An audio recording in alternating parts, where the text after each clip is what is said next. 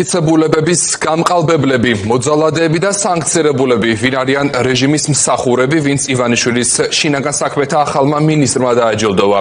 მათ შორის არის პოლიციის უფროსი ლეიტენანტი მარიამ კერესელიძე. გელა გელაძემ მას ჯილდო განსაკუთრებული დამსახურებისთვის გადასცა.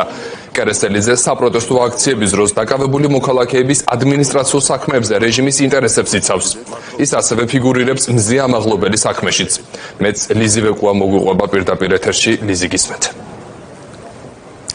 დიახ, გიორგი, ჩვენ 28 ნოემბრის შემდეგ ამ დრომდე ჯერ არ გვინახავს არც ერთი დასჯილი მოძალადე პოლიციელი, თუმცა ამის პარალელურად ვიხილეთ პოლიციის დღეს დაჯილდოებული სამართალდამცველები, რომელიც შინაგან საქმეთა სამინისტროს ახალმა მინისტრმა გელა გელაძემ დააჯილდოვა და მათ შორის იყო სწორედაც რომ მარიამ კერესელიძე, შინაგან საქმეთა სამინისტროს იურისტი, რომელიც ფიგურირებს აქციების დროს დაკავებული მოქალაქეების ადმინისტრაციული სამართალდარღვევების საქმეებში და სწორედაც რომ ის არის მზია ამაღლობელის საქმის იურისტიც და წარმომადგენელი შინაგან საქმეთა სამინისტროს მხრიდან, როგორც მზია ამაღლობელის უფლებადამცველები ჩვენთან საუბრისას აღნიშნავენ, სწორედაც რომ მარიამ კერესელიძე იყო ერთ-ერთი, რომელიც ფიგურირებდა მზია ამაღლობელის საქმეში, მტკიცებულებების გაყალბებაში, უგულისხმობ ადმინისტრაციულ საქმეს, რამაც გამოიწვია სწორედაც რომ მზია ამაღლობელის სისხლის სამართლის საქმეზე კვალიფიცირებას.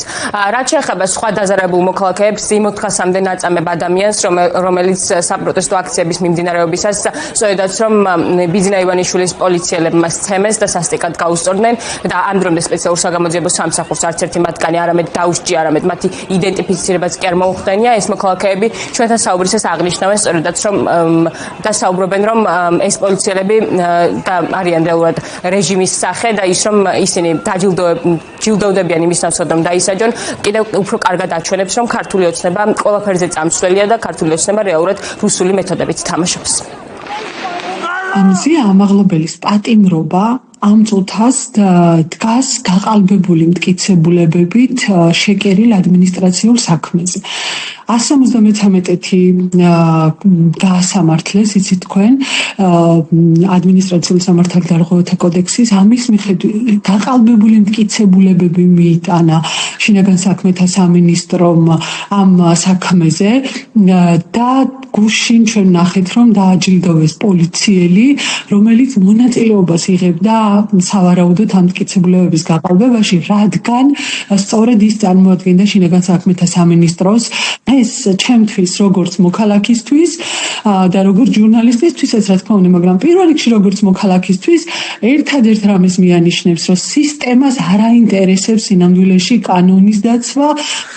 ადამიანებს ესე უსწორდებიან ქუჩაში, ესე ძალადობენ მათზე, მიზეზის გარეშე იჭერენ უბრალოდ, პარალელურად ესე აჯილდოებენ ამ ადამიანებს, ამ საქმის ჩამდენებს.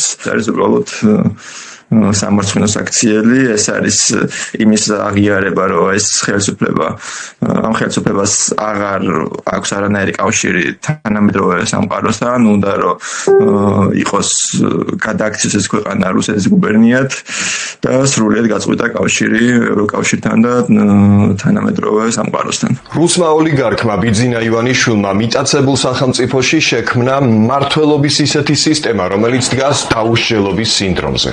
სწორედ ამიტომ ხედავთ ჩვენ ბოლო პერიოდში ასე ხშირად ეგრეთ წოდებულ საზეიმო ღონისძიებებზე, როგორ გადასცემენ სახელმწიფო ჯილდოს მწამებელ კრიმინალ პოლიციელებს. არა, ამ ადამიანებს პასუხისმგებლობით არავინ ემუქრება, ვიდრე ეს რეჟიმი არსებობს, იმიტომ რომ ბიძინა ივანიშვილს სჭირდება პოლიცია, როგორც საკუთარი ბანდფორმირება, როგორც აი კადიროვის ჩეჩნეთში, ეგრეთ წოდებული სამართალდამცველები მხოლოდ კადიროვს ემორჩილებიან, ასეთი მოდელი წარმოუდგენია მასაც საქართველოს მართვა, რადგან მისი მიზანია ოპონენტების და კრიტიკოსების დაშინება. მოძალადე პოლიციელების გარდა რამდენიმე დღის წინ ვიხილეთ თუ როგორ დააჯილდოვა გიორგი გაბიტაშვილმა პროკურორები და ამ პროკურორებიდან რამდენიმე სწორედაც რომ სინდისის პატიმრის პროკურორი აღმოჩნდა ის ადამიანები, რომლებმაც რამდენიმე თვის წინ 19-20 წლის მოქალაქეები ახალგაზრდები დაატყვევეს და მათ აბსურდულ ბრალდებას ედავებიან. მოქალაქეები ამასთან დაკავშირებითაც ამბობენ იმავეს და იაზრებენ, რომ ქართული ოცნება ამით რეალურად მათ დამცირებას ცდილობს. მადლობა, ეს ლიზი ვეკუა იყო პირდაპირ ეთერში.